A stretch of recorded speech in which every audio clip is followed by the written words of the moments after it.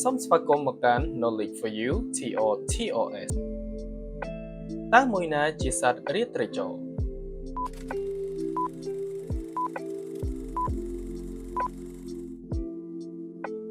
ចម្លើយដែលត្រឹមត្រូវគឺចម្លើយ Girl ទីទុយរាត្រីចរស្មើនឹងពាក្យរតចរនិសាចររជនីចរមានន័យថាអ្នកមនុស្សឬសត្វឬព្រីបិសាចដែលត្រាច់ចរទៅមកឬរកស៊ីតែក្នុងពេលយប់តើមួយណាជាសត្វដែលហ៊ានស៊ីកូនខ្លួនឯង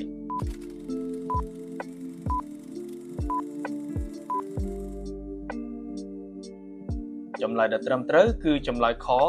ទុនសាយទុនសាយជាសត្វរស់នៅក្នុងដីមានសម្បុកយ៉ាងអាត់កំបាំងផុតពីភ្នែកសត្វសាហាវ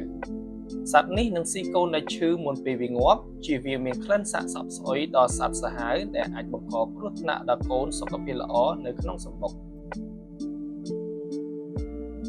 តើសត្វមួយណាដែលមានក្រយ៉ៅដៃស្រដៀងមនុស្ស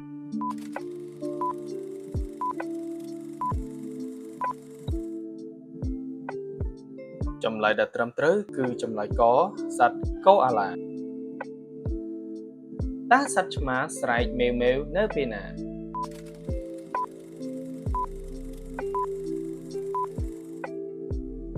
ចម្លើយដែលត្រឹមត្រូវគឺចម្លើយកពេលឃើញមនុស្ស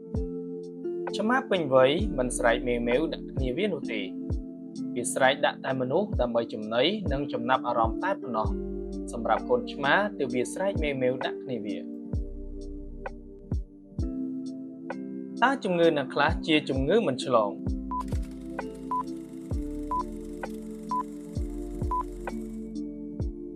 ចម្លើយដែលត្រឹមត្រូវគឺចម្លើយខជំងឺទឹកនោមផ្អែមមហារីកជំងឺសរសៃឈាមបេះដូងតើកត្តាអ្វីខ្លះបណ្ដាលឲ្យកើតជំងឺមិនឆ្លង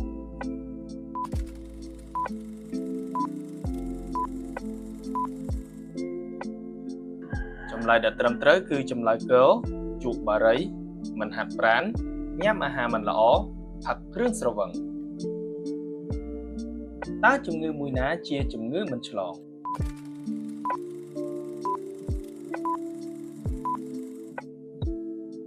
ចម្លើយដែលត្រឹមត្រូវគឺចម្លើយខជំងឺដង្កូវក្នុងពោះវៀនអរគុណសម្រាប់ការតាមដានទស្សនាជួយ like និង subscribe ដើម្បីវីដេអូបន្ថែមទៀត